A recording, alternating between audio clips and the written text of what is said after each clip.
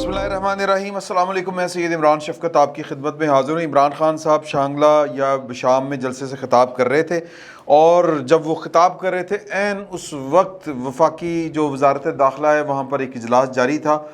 जिसमें ये गौर व खौज़ किया जा रहा है कि ताज़ीरात पाकिस्तान की दफ़ा 124A के तहत क्या उनके ख़िलाफ़ बगावत का मुकदमा दर्ज किया जा सकता है या नहीं किया जा सकता। दूसरी तरफ इतलात ये भी हैं कि किसी और जगह के ऊपर भी या पाकिस्तान के शहर या पाकिस्तान के दारुल खिलाफा के कुर्ब जवार में भी कुछ लोग सर जोड़ के बैठे हुए हैं कि इस फसाद का अब क्या किया जाना चाहिए, यानी कि वो हथानियाँ मारियाँ दंदा दे नाल खुलनियाँ पै रही ने सादा अल्फाज में। तो हुकूमत पता नहीं क्या फ़ैसला करती है या नहीं करती, लेकिन जो इमरान खान साहब ने बात की है अपने कल वाले इंटरव्यू में सभी इब्राहिम साहब के साथ कि मुल्क की अगर इकॉनमी जो है वो बैठेगी तो मुल्क का दिफा बैठेगा, मुल्क का दिफा बैठेगा तो फिर जो है वो पाकिस्तान के न्यूक्स जो एटमी हथियार हैं, एटम बम है, वो भी आके उनसे यानी पाकिस्तान से उनके दुश्मन ले जाएंगे और फिर ये मुल्क जो है वो हाकम बदहन वो 3 हिस्सों में 3 टुकड़ों में जो है वो तकसीम हो जाएगा। और एक के ऊपर तो वो मेरा ख्याल उन्होंने नज़र लगाई हुई है कि मैं यहाँ पर बैठा हुआ हूँ, मैं किसी भी वक्त यहाँ से जो KPK है वहाँ से पाकिस्तान के ख़िलाफ़ या सूबे की इंडिपेंडेंस के लिए करारदाद पास करवा सकता हूँ।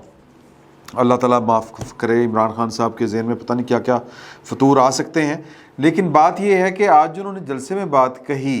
और वो जो जलसा था उस जलसे में उन्होंने यही बात कही, जो रात वाली जो बात थी उसको उन्होंने मैं अगर ये कहूँ कि उसका इयादा किया, और वो ये था कि वो उन्होंने पाकिस्तान की इस्टेब्लिशमेंट को मुखातब करते हुए कहा कि बात गौर से सुने, रूस दुनिया की एक बहुत बड़ी ताकतवर फ़ौज रखता था लेकिन उसकी इकॉनमी बैठी तो रूस साबित नहीं रह सका या सलामत नहीं रह सका, साबित से मुराद है सलामत नहीं रह सका, टूट गया। तो वो अपनी बात के ऊपर मुसर हैं, वो इंसिस्ट कर रहे हैं कि आज वैसे उन्होंने ये वाली बात दोहराई तो नहीं टिपिकली इन अल्फाज में कि मुल्क के 3 हिस्से हो जाएंगे, लेकिन उन्होंने 2 बातें और कहीं। एक बात ये कही कि ये जो चोर पाकिस्तान के इस वक्त हाकम बने हुए हैं ये इंटरनेशनल साजिश के तहत बने और कौम जानती है कि ताकत का सरचश्मा आप हैं। तो आप अगर कह रहे हैं कि हम न्यूट्रल हैं तो बिस्मिल्लाह न्यूट्रल रहें, लेकिन कौम को पता है कि आप ताकतवर हैं, तो लिहाजा आपकी जो गैर जानिबदारी है वो लोग उसको जज करेंगे, वो तारीख़ में लिखी जाएगी, वो याद रखी जाएगी। इसका क्या मतलब है? इसका मतलब सादा सा है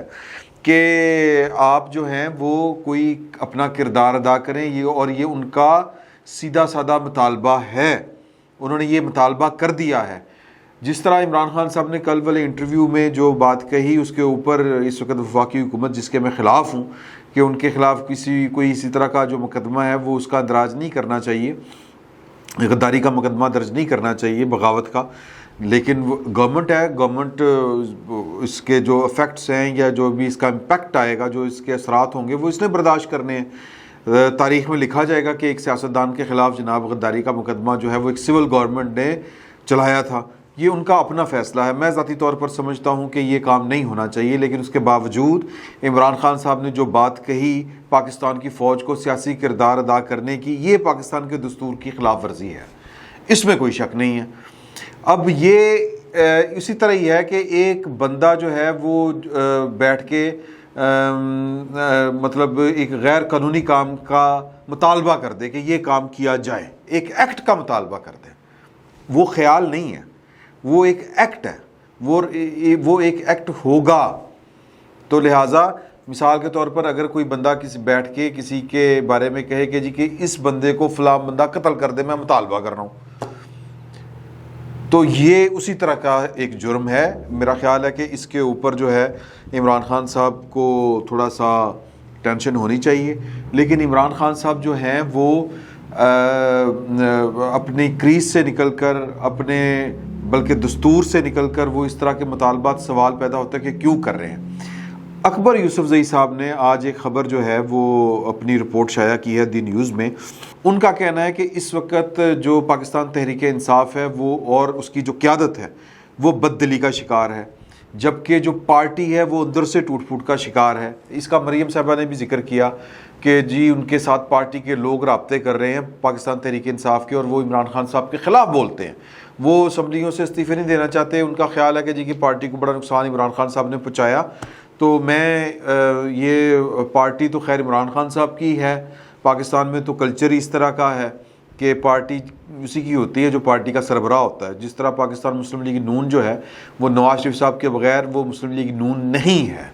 تو اسی طرح پاکستان تحریک انصاف جو ہے وہ عمران خان صاحب کے بغیر پاکستان تحریک انصاف نہیں ہے، نہ وہ چل سکتی ہے نہ وہ قائم رہ سکتی ہے. تو اگر کسی کا یہ خیال ہے کہ وہ عمران خان صاحب کے خلاف بغاوت کر کے پاکستان تحریک انصاف میں بھی رہے گا اور پاکستان تحریک انصاف اس کو رکھے گی بھی، تو یہ میرا خیال ہے کہ یہ ایک مشکل بات ہے، اس طرح نہیں ہو سکتا. لیکن یہ بات اپنی جگہ پر ہے کہ لوگ چھوڑ کر تو جا سکتے ہیں نا عمران خان صاحب کو. تو لہٰذا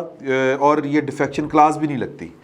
کہ اگر پارٹی کے اندر ٹوٹ پھوٹ ہو رہی ہے کہ عمران خان صاحب کی سیاست سے لوگ اختلاف کر رہے ہیں، تو کم از کم یہ جو آنے والا 1.5 سال ہے اس میں اگر کوئی پارلیمان سے استعفیٰ نہیں دیتا تو اس کے اوپر ڈیفیکشن کلاس نہیں لگے گی. ڈیفیکشن کلاس 2 چیزوں کے اوپر لگتی ہے قانونی طور پر. ایک کہ پارٹی نے کسی کو ووٹ دینا ہو پرائم منسٹرشپ کے لیے یا سی ایم شپ کے لیے، اور پارلیمانی پارٹی کی طرف سے ہدایت جاری ہو جائے اور پھر بھی کوئی بندہ دوسرے بندے کو ووٹ دے. ووٹ اوپن ہوتا ہے، یعنی وہ شو ہینڈ کر کے دینا ہوتا ہے، سیکرٹ بیلٹنگ نہیں ہوتی، اس لیے اس کے اوپر جو ہے وہ ڈیفیکشن کلاس جو ہے وہ لگتی ہے فلور کراسنگ کی. دوسرا جو بل ہوتا ہے فنانس بل، اس میں اگر آپ حکومت کے خلاف ووٹ دیں گے، یعنی کہ بجٹ پاس کرنے میں رکاوٹ کھڑی کریں گے آپ، تو پھر اس کے اوپر بھی ڈیفیکشن کلاس لگتی ہے، وہ جو سپریم کورٹ کا فیصلہ بھی اس پر لگے گا. تو کہنے کا مطلب یہ ہے کہ کچھ لوگ جو ہیں وہ عمران خان صاحب کے ساتھ، یا جو ایاز اکبر یوسفزئی صاحب کی خبر ہے کہ پارٹی کے اندر ٹوٹ پھوٹ ہو رہی ہے اور عمران خان صاحب جو ہیں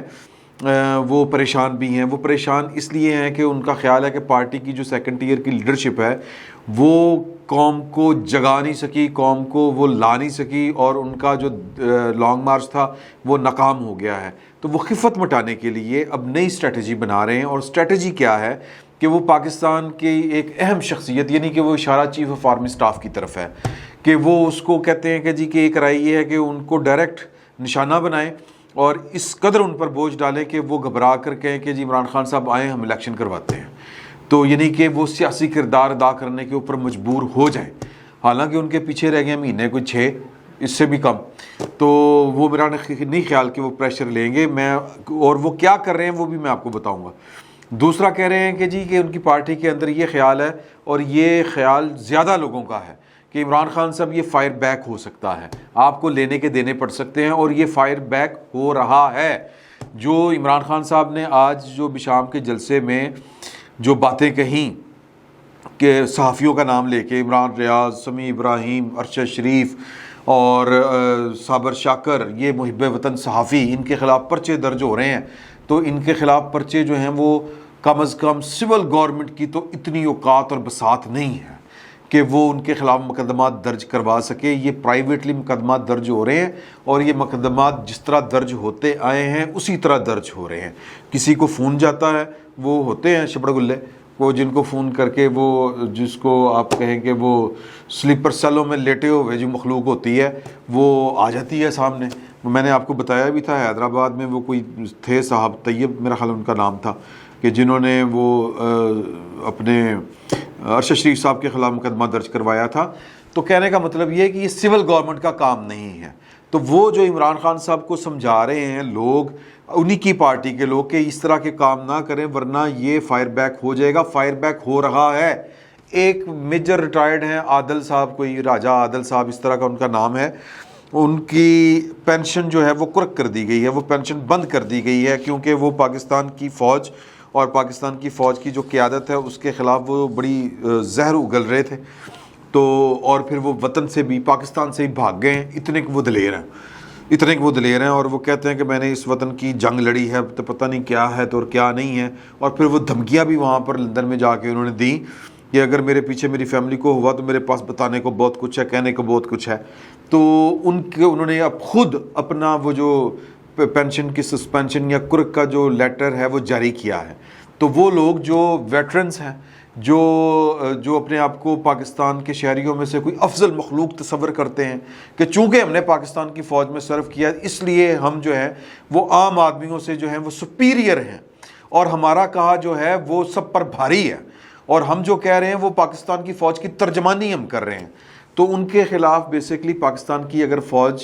اس طرح کا راست اقدام کر رہی ہے کہ ان کی پینشنیں بند کے تو الگ سمجھ جائے گی کہ آپ ادارے کے خلاف بول رہے ہیں، ادارے کی کمانڈ کے خلاف بول رہے ہیں، یعنی کہ ایک ڈسپلن فورس کو آپ بغاوت اس کے اندر پیدا کرنے کی کوشش کر رہے ہیں،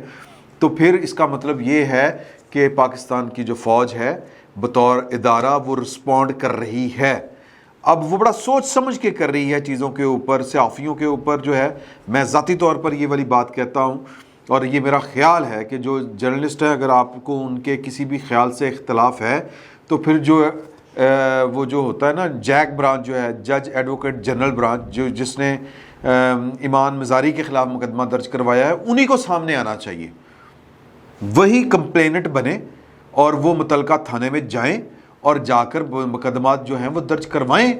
صحافیوں کے خلاف جو پاکستان کی فوج کے خلاف بول رہے ہیں۔ اور وہ میں اس کے اوپر زیادہ بحث نہیں کرنا چاہتا، یہ جو عمران خان صاحب نے چنیدہ صحافی گنوائے ہیں یہ کل تک پاکستان کی فوج کے بیٹھ کے ترانے گاتے تھے اور اس وقت گاتے تھے جب پاکستان کی فوج جو ہے وہ ایک پولیٹیکل رول ادا کر رہی تھی، اس کا ایک سیاسی کردار تھا، اور جب وہ عمران خان صاحب کو جب انہوں نے اپنے کندھے پر بٹھایا ہوا تھا اور جب عمران خان صاحب کی ہر جو سیاہی سفیدی ہر جو ہے وہ برا کام ہر گھٹیا حرکت، میں معافی چاہتا ہوں یہ والے الفاظ استعمال کرتے ہوئے کہ ایک ہی وقت میں آپ پاکستان کے ایک دوست چین کو بھی ناراض کر رہے ہیں اور ایک پاکستان کے الہی امریکہ کو بھی ناراض کر رہے ہیں، اور جناب یہاں پر بیٹھ کے مطلب سب اچھا چل رہا تھا، تو یہ بڑی گڑبڑیں ہیں۔ تو لہٰذا یہ تب صحافی جو تھے یہ والے یہ پاکستان کی فوج کا چنڈا اٹھا کے ہم جیسے صحافیوں کو غدار قرار دیا کرتے تھے، تو لہٰذا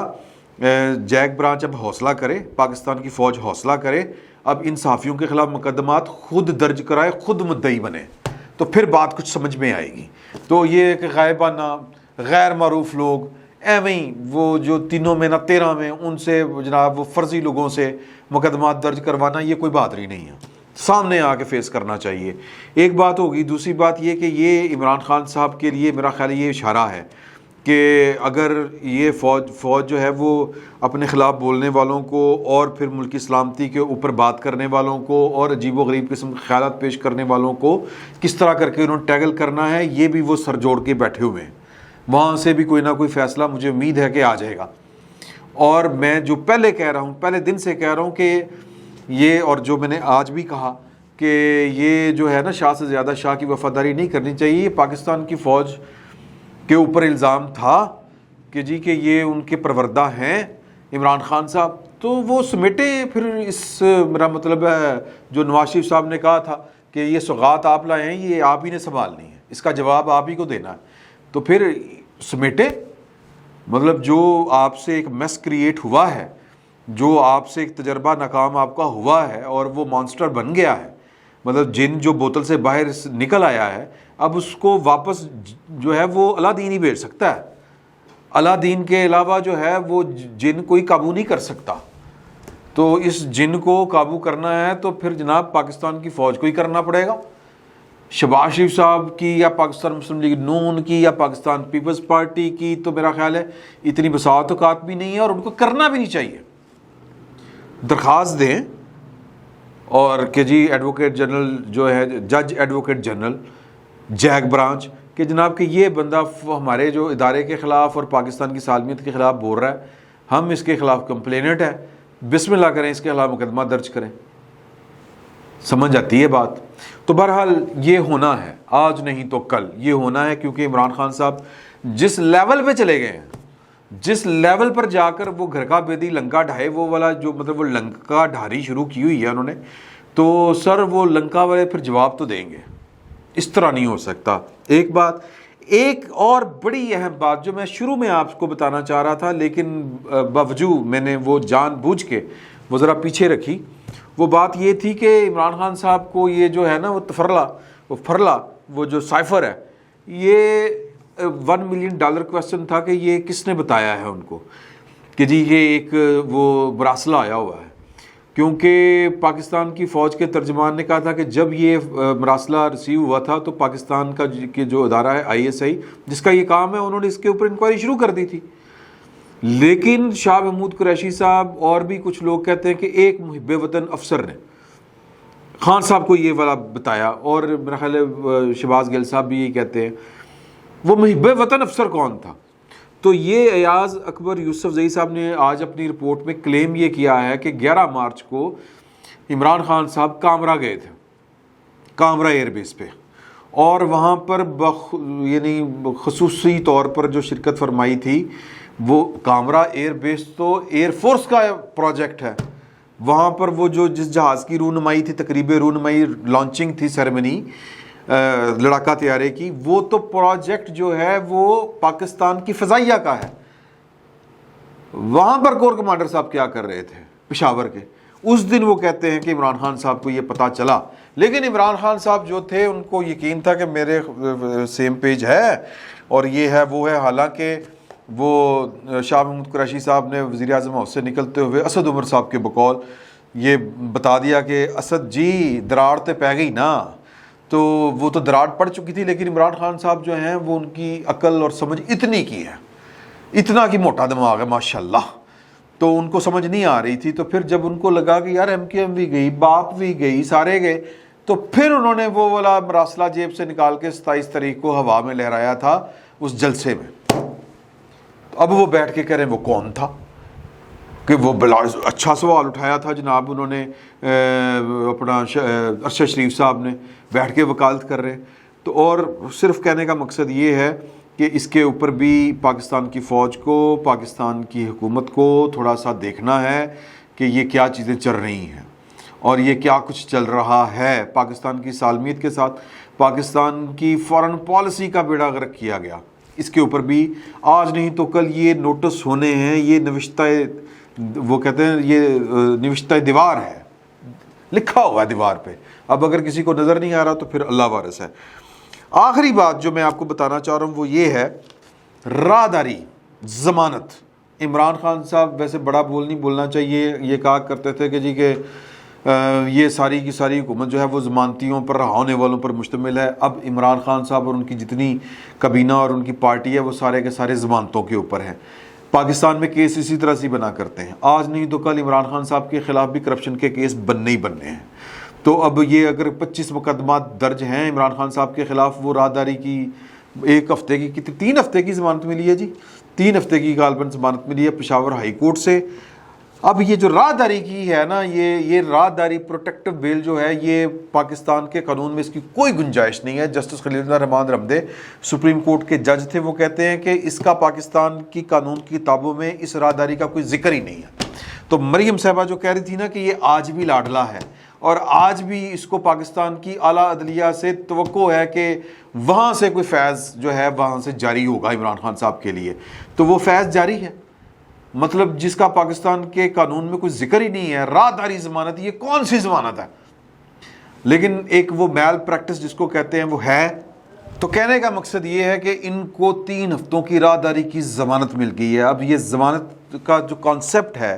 میل پریکٹس ہی صحیح، وہ یہ ہے کہ آپ کو متعلقہ عدالت جو آپ کی ضمانت لے سکتی ہے، اس عدالت تک پہنچنے تک آپ کو درمیان میں پولیس گرفتار نہ کرے بس۔ لیکن 3 ہفتے وہ تو 1 دن کی ہوتی ہے، یہ پریکٹس ہے، میل پریکٹس ہی صحیح، یعنی کہ قانون میں اس کی جگہ تو نہیں ہے، لیکن چلیں ایک میل پریکٹس ہے، ایک بد روایت ہے، چل رہی ہے، تو وہ ہفتوں کی نہیں ہوتی، وہ دنوں کی ہوتی ہے کہ بہن کل جاؤ اتنے جا کے ضمانت اپلائی کرو، عدالت دیتی ہے ٹھیک، نہیں دیتی تو پھر پولیس آپ کو گرفتار کر لے۔ تو عمران خان صاحب لاڈلے ہیں، پتہ نہیں کیوں لاڈلے ہیں، اور ابھی تک کس کس کے لاڈلے ہیں، اس میں کوئی شک والی بات نہیں رہ گی پیچھے۔ اور پاکستان کی عدلیہ کی طرف سے ایک سافٹ کارنر کا، جو لینیٹ ویو کا، جو رائت دینے کا جو مظاہرہ چل رہا تھا، وہ مظاہرہ چل رہا ہے اور شاید آگے بھی چلے۔ تو اب جو ہے وہ عمران خان صاحب جو ہیں وہ ان 3 ہفتوں کی ضمانت کی بنیاد کے اوپر میرا خیال ہے کہ شاید لاہور میں بھی آئیں اور وہ کوئی نوی پسوڑی ڈالنے کی کوشش کریں۔ تو عمران خان صاحب کے پاس جو ہے پہلے میں کل بھی یہ والی بات کہی تھی آپ سے کہ عمران خان صاحب کو جب جب جون جاتا ہوا نظر آئے گا تب تب ان کے اندر کی وہ کڑی کو ابال آئے گا، باسی کڑی کو ابال آئے گا، ان کے خون کھولے گا، ان کو شیزوفرینیا ہوگا یا مالی خولیا ہوگا، مالی خولیا کہتے ہیں، وہی ہوگا. تو یہ مطلب پاگل پن کے، میں معافی چاہتا ہوں یہ والے الفاظ ادا کرتے ہوئے، ایک فرسٹریٹڈ آدمی والی حرکتیں کریں گے. اور جوں یہ نومبر نزدیک آتا جائے گا، اور یہ یعنی کہ اس کے سائنس کیا ہے؟ سائنس یہ ہے کہ یہ الیکشن لینا چاہتے ہیں. پہلے بھی کئی دفعہ کہا ہے کہ اس حساب سے کہ جب حکومت اگلی بنے، یعنی کہ 3 تو نومبر ختم نہ ہوا ہو، یعنی کہ وزیر اعظم بن کر اگلے آرمی چیف کی تعیناتی یہ کر لے اور مرضی کا آرمی چیف لگائیں. اور کس کو لگائیں گے؟ سوال یہ پیدا ہوتا ہے اسی کو جس نے 11 مارچ کو ان کو کہا تھا خان صاحب دھیان کرو، یہ اس پہ آپ کھیل سکتے ہیں، لیکن وہ نہیں کھیلا گیا. عمران خان صاحب کے ہاتھ سے آپشن جو ہیں وہ سارے کے سارے کارڈ جو ہیں وہ ہاتھ سے گر رہے ہیں. کوئی کارڈ ان کا کام نہیں آ رہا. ان کی سیاست جو ہے وہ اپنے انجام کی طرف بڑھ رہی ہے، اور یہ عبرتناک انجام ہونے جا رہا ہے عمران خان صاحب کا اور ان کی سیاست کا. لوگوں کو سمجھ نہیں آ رہی. فین کلب ہے، آ جائے گی، آج نہیں تو کل. فی الوقت اتنا ہی. بہت بہت شکریہ.